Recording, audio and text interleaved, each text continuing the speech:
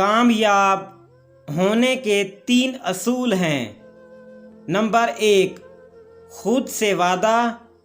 Number 2, मेहनत ज़्यादा। Number 3, मजबूत इरादा। सही राह पर चलना थोड़ा मुश्किल ज़रूर है, पर इस रास्ते पर आपको कोई गिरा नहीं सकता।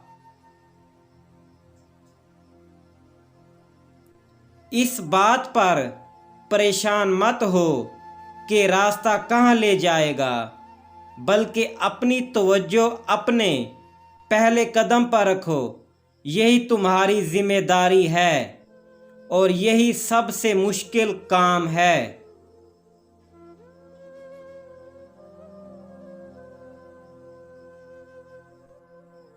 जब पहला कदम उठा लिया तो फिर उसके बाद हर शय को अपनी कुदरती अंदाज में काम करने दो और तुम देखोगे कि रास्ता खुद ब खुद खुलता जाएगा।